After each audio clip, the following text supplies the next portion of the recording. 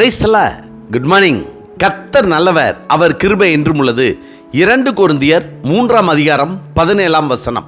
கர்த்தரே ஆவியானவர், கர்த்தருடைய ஆவி எங்கேயோ அங்கே விடுதலையும் உண்டு. 2 கொரிந்தியர் 3ஆம் அதிகாரம் 17ஆம் வசனம்.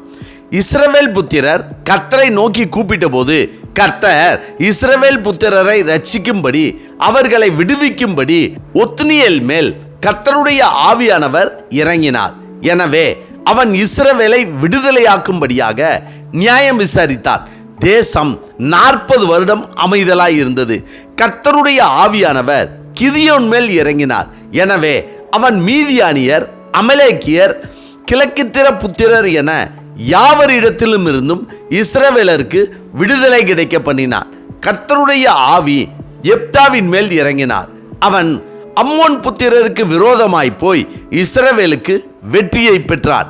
கர்த்தருடைய ஆவி சிம்சோன் மேல் பலமாய் இறங்கினதால் அவன் தன் கையில் ஒன்றுமில்லாதிருந்தும் தனக்கும் தன் தாய் தந்தைக்கும் எதிராக வந்த சிங்கத்தை ஒரு ஆட்டுக்குட்டியை கிழித்து போடுகிறது போல கிழித்து போட்டு தன் தாய் தந்தைக்கு சிங்கத்திடமிருந்து விடுதலையை கொடுத்தான்.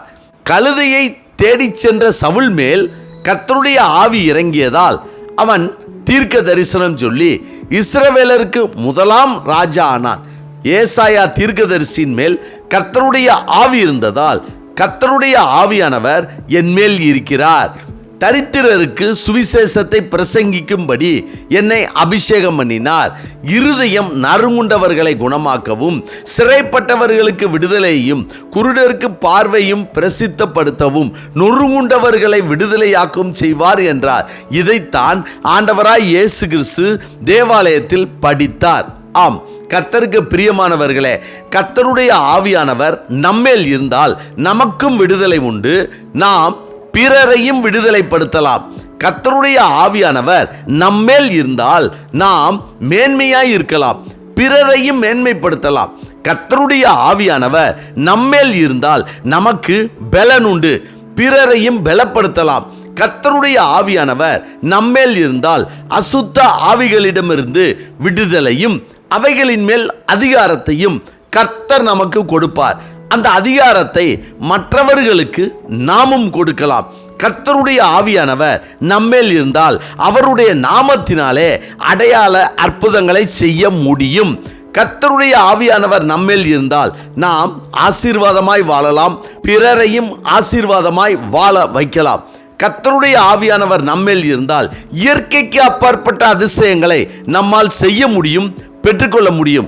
எனவே இந்த உலகத்தில் வாழ்கிற நாம் விரும்புகிற, வேண்டுகிற, விண்ணப்பிக்கிற காரியம் ஒன்று உண்டு எனில் அது விடுதலையான, சந்தோஷமான, சமாதானமான, ஆசீர்வாதமான வாழ்க்கைக்கு தேவையான கர்த்தருடைய ஆவியானவர் தான். எனவே இதுவே போதும் நம் வாழ்க்கைக்கு. ஆமென். ஜெபிப்போமா.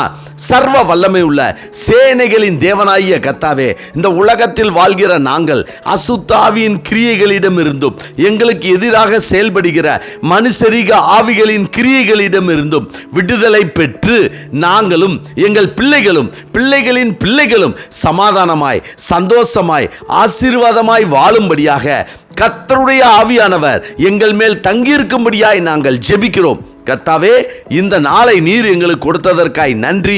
இந்த நாள் முழுவதும் உம்முடைய வல்லமையின் கரம் எங்களோடு கூட இருந்து எங்களை பாதுகாத்து வழி நடத்தி எங்கள் தேவைகளை சந்திக்க வேண்டும் என இயேசு கிறிஸ்துவின் நாமத்தில் ஜெபிக்கிறோம் நல்ல பிதாவே. ஆமேன், ஆமேன். கர்த்தர் நல்லவர், அவர் கிருபை இன்று முழுவதும் நம்மோடு கூட இருப்பதாக. ஆமேன்.